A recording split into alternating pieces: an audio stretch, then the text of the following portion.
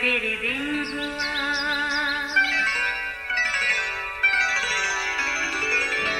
نیا پھر دن ہوا، پرانی رات کا کرے سو شکر ہم خدا کی ذات کا، خدا کی ذات کا نیا پھر دن ہوا۔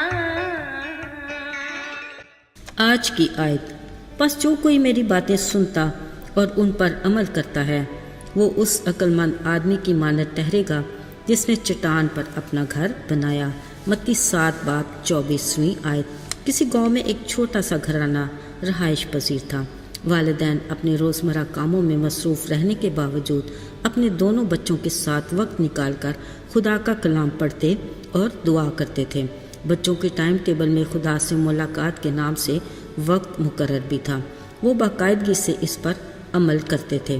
جب ان دونوں کی تعلیم مکمل ہوئی، دونوں بھائیوں نے ماں باپ کی دعاؤں سے اپنا گھر اور گاؤں کو خیر باد کہا اور روزگار کے لیے ایک بڑے شہر کا رخ کیا۔ وہاں انہوں نے خوب محنت کی اور آخرکار دونوں بھائی کامیاب بزنس مین بن گئے۔ عزیزو، شروع میں تو انہوں نے حسب معمول اپنے ٹائم ٹیبل میں خدا سے ملاقات کے وقت کو ترجیح دی، مگر آہستہ آہستہ وہ اتنے مصروف ہو گئے کہ ان کی زندگیوں میں خدا کے لیے کوئی جگہ نہ رہی۔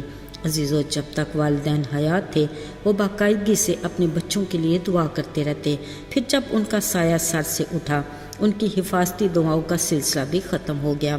جلد ہی دنیا کی دولت نے انہیں اپنی لپیٹ میں لے لیا اور وہ چکا چوند روشنیوں میں کھو گئے۔ اب تو انہیں آپس میں بھی ملاقات کا وقت نہیں ملتا تھا۔ عزیزو، اتفاق سے کافی عرصہ بعد ایک بزنس میٹنگ میں دونوں کی ملاقات ہوئی تو انہوں نے اپنے گاؤں جا کر اپنے ماں باپ کے گھر کو ڈھا کر ایک خوبصورت گھر تعمیر کرنے کا ارادہ کیا۔ جب وہ گاؤں گئے، دیکھا وہ گھر بوسیدہ اور ویران پڑا تھا، جہاں انہوں نے اپنا خوبصورت بچپن اپنے والدین کے ساتھ گزارا تھا۔ وہ اپنے گھر کی ایک ایک شے کو بڑے شوق سے دیکھنے لگے، اگرچہ ہر شے مٹی سے اٹی پڑی تھی مگر یادیں ویسی ہی تازہ تھیں۔ اچانک کونے میں پڑی میز کرسی دیکھی جہاں ان کے والد دونوں کو کلام سنایا کرتے تھے۔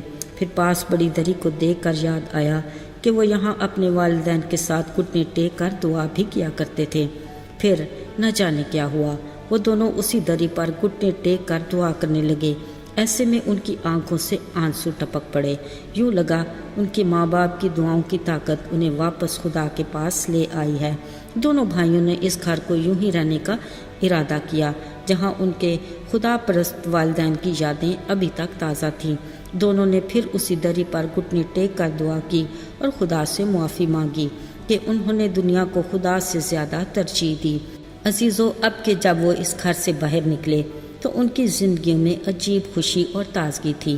انہوں نے ارادہ کیا کہ اب وہ مسیحی بزنس مین بن کر زندگی گزاریں گے اور ان کے والدین کا خدا مرتے دم تک ان کا خدا ہوگا۔ ساتھیو، خوشی کی بات یہ ہے کہ انہوں نے اپنے بزنس میٹنگ کے ٹائم ٹیبل میں خدا سے ملاقات کا وقت پھر سے لکھا، ساتھ اپنی کمائی کا بڑا حصہ خدا کی خدمت کے لیے وقف کر دیا۔ یاد رہے، خدا کے کلام میں بچوں کی پاک کلام کے مطابق تربیت والدین کی بڑی ذمہ داری ہے۔ لکھا ہے، تم اپنے بیٹوں اور پوتوں سمیت خداوند اپنے خدا کا خوف مان کر اس کے تمام آئین اور احکام پر زندگی بھر عمل کرنا تاکہ تیری عمر دراز ہو۔ خداوند ہمارا خداوند ایک ہی ہے۔ تو اپنے سارے دل، اپنی ساری جان اور اپنی ساری طاقت سے اپنے خدا سے محبت رکھنا۔ یہ بات تیرے دل پر نقش رہیں اور تو ان کو اپنی اولاد کے ذہن نشین کرنا اور گھر بیٹھے اور راہ چلتے اور لیٹتے اور اٹھتے وقت ان کا ذکر کرنا۔ تو نشان کے طور پر ان کو اپنے ہاتھ پر باندھنا اور وہ تیری پیشانی پر ٹیکوں کی مانند ہوں۔ تو ان کو اپنے گھر کی چوکھٹوں اور اپنے پھاٹکوں پر لکھنا۔ عزیزوں، ہمیں واضح تلقین کی گئی ہے کہ کب، کیسے اور کہاں ہم اپنی اولاد کو خدا کے آئین اور احکام سکھائیں۔ ہمیں اس بات کا یقین اور تسلی ہونی چاہیے کہ ہم اپنی اولاد کے لیے خدا کی دی ہوئی ذمہ داری کو اچھے سے نبھا رہے ہیں۔ عزیزو، اس بات پر سنجیدگی سے دھیان دینے کی ضرورت ہے، ہم خواہ کتنے ہی مصروف کیوں نہ ہوں، بچوں کے ساتھ ضرور دعا اور کلام پڑھنے اور سکھانے میں وقت گزاریں۔ ہم ان کی روحانی زندگی میں ترقی اور تعمیر کے اتنے ہی ذمہ دار ہیں جتنا ان کے جسمانی نشو و نما میں۔ ہمیں ان کی زندگی کی بنیاد مضبوط چٹان یعنی یسوع پر رکھنی ہے اور اپنی دعاؤں کو ان کی حفاظتی دیوار بنانا ہے، تاکہ جب وہ عملی زندگی میں نکلتے ہیں تو دنیا کی کوئی چیز انہیں مرغوب نہ کر سکے، اور وہ خداوند میں مضبوط ہوں اور ان کا بھلا ہو اور ان کی عمر دراز ہو۔ آئیے دعا کریں۔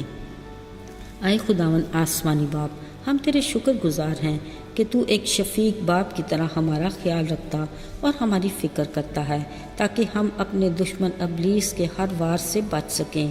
توفیق عطا کر کہ ہم بھی اپنے بچوں کی تربیت تیرے کلام کی روشنی میں کریں، تاکہ وہ کبھی ٹھوکر کھا کر گر نہ پڑیں، بلکہ تیری محافظت میں چلتے درست منزل پر پہنچ جائیں۔ یسوع کے جلالی اور پرفضل نام میں آمین۔